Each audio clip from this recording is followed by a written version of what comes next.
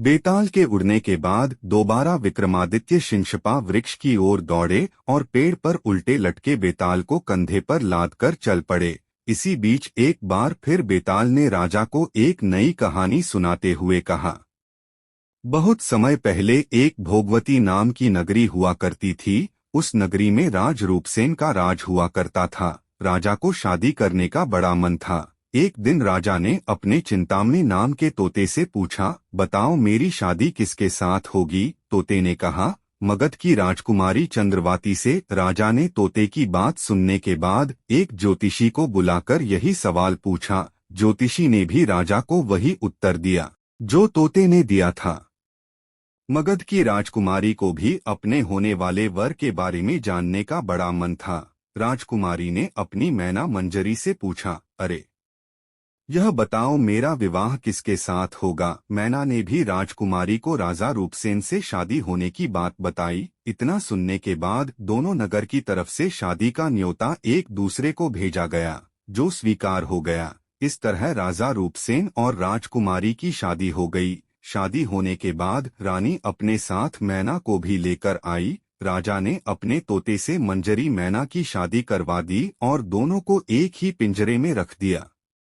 एक दिन किसी बात को लेकर मैना और तोते के बीच में बहुत बहस होने लगी। मैना गुस्से में कहने लगी, पुरुष पापी, धोखेबाज और अधर्मी होते हैं। फिर गुस्साए तोते ने कहा, स्त्री लालची, झूठी और हत्यारी होती हैं। दोनों के बीच का झगड़ा इतना बढ़ गया कि यह बात राजा तक पहुंच गई। राजा ने दोनों से पूछा, क्या हुआ, तुम दोनों क्यों लड़ रहे हो। मैना ने झट से कह दिया कि महाराज, आदमी बहुत बुरे होते हैं। और फिर सीधे कहानी सुनाने लग। सालों पहले इलाहापुर नगरी में महाधन नाम का सेठ रहता था। उस सेठ के घर शादी के कई सालों बाद एक लड़का पैदा हुआ। महाधन सेठ ने उसका बड़े ही अच्छे से पालन पोषण किया। अच्छे संस्कार मिलने के बाद भी सेठ का बेटा बड़ा होकर जुआ खेलने लगा। जुए की लत में वो सारा पैसा जुआ खेलते हुए हार गया। इसी बीच सेठ की मौत हो गई। जुए की लत की वजह से न तो लड़के के पास पैसे बचे और न पैसा कमाने वाला बाप, तो लड़का अपना नगर छोड़कर चंद्रपुरी नगर पहुंच गया। नए नगर पहुंचकर लड़के की मुलाकात कर्ज देने वाले साहूकार हेमगुप्त से हुई। लड़के ने अपने पिता के बारे में साहूकार को बताया और एक झूठी कहानी उसको सुनाने लगा। उसने कहा कि वो जहाज लेकर बहुत बड़ा सौदा करके लौट रहा था। उसी समय समुद्र में इतना तेज तूफान आया कि उसका जहाज वहीं डूब गया और वो बच-बचाकर यहाँ पहुँचा है।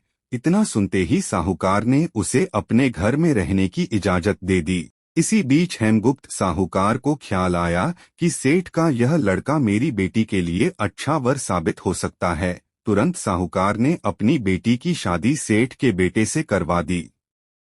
शादी के कुछ दिन तक अपने दामाद का काफी सत्कार करने के बाद साहूकार ने अपनी बेटी को खूब सारा धन देकर विदा कर दिया। दोनों के साथ साहूकार ने एक दासी को भी भेजा। रास्ते में सेठ के बेटे ने अपनी पत्नी से कहा, सारे गहने मुझे दे दो, यहाँ कई लुटेरे हैं। उसकी पत्नी ने ऐसा ही किया। जेवर मिलते ही उसने दासी को मारकर कुएं में फेंक दिया और अपनी पत्नी को भी कुएं में धक्का दे दिया। लड़की जोर जोर से रोने लगी। उसकी रोने की आवाज सुनकर एक राहगीर ने महिला को कुएं से निकाला।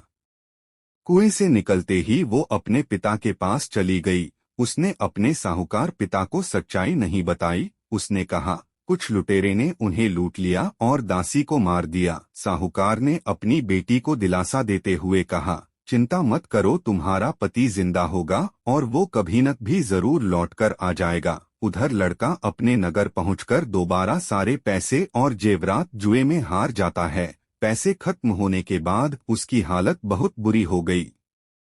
इससे परेशान लड़का दोबारा साहूकार के पास जाता है।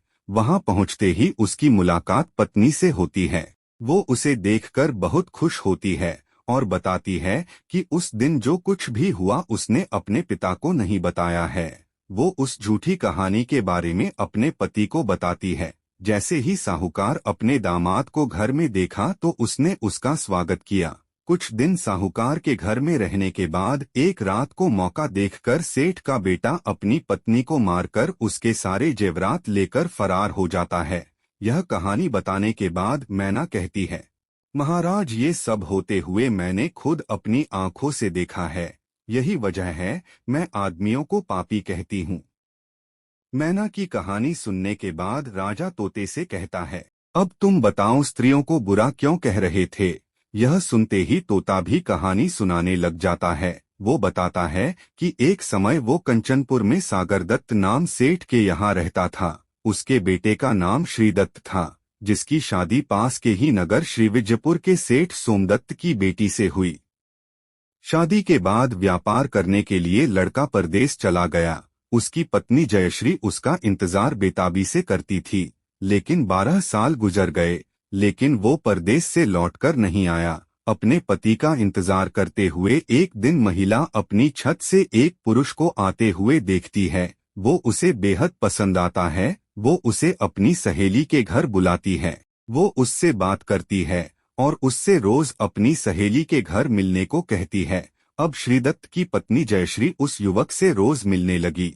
ऐसा होते होते कुछ महीने बीत गए। इसी बीच एक दिन जयश्री का पति श्रीदत्त परदेश से लौट आता है। महिला अपने पति को देखकर परेशान हो जाती है। थका हारा श्रीदत्त आराम करने के लिए बिस्तर पर लेटते ही एकदम सो जाता है। मौका देखते ही उसकी पत्नी उस युवक से मिलने के लिए अपनी सहेली के घर चली जाती है।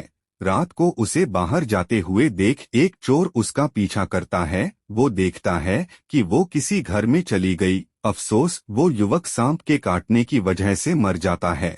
जैसे ही जयश्री उसे देखती है तो उसे लगता है कि वो सो रहा है। वो उसके करीब जाती है। उसी समय पास के पीपल के पेड़ पर बैठा भूत मरे हुए युवक के शरीर में घुसता है और महिला की नाक काटकर वापस पेड़ पर बैठ जाता है। रोते हुए वो अपनी सहेली के पास पहुंची और उसे पूरी कहानी बताई। सब कुछ सुनकर उसकी सहेली जयश्री को सलाह देती है कि चुपचाप घर चली जाओ और जोर जोर से रोने लग जाना। जैसे ही कोई नाक के बारे में पूछे तो कह देना कि तुम्हारे पति ने काट दी है। वो ऐसा ही करती है। लड़की का पिता श्रीदत्त की शिकायत करता है। इसके बाद सभा में सभी पेश होते हैं।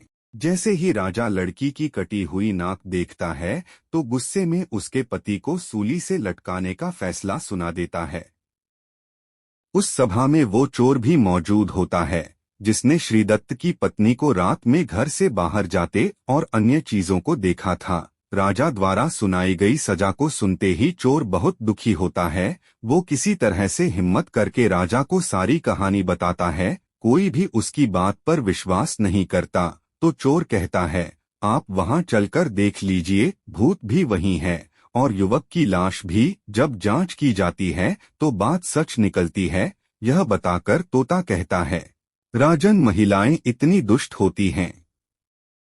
इतना कहकर बेताल राजा विक्रमादित्य से कहता है, बताओ महिला और पुरुष में से ज्यादा पापी कौन। राजा कुछ देर सोचकर बताते हैं, महिला ज्यादा पापी है।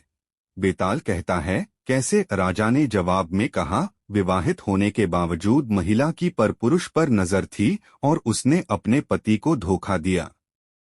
कहानी से सीख, इंसान को कभी भी झूठ नहीं बोलना चाहिए। झूठ बोलने का परिणाम हमेशा बुरा ही होता है।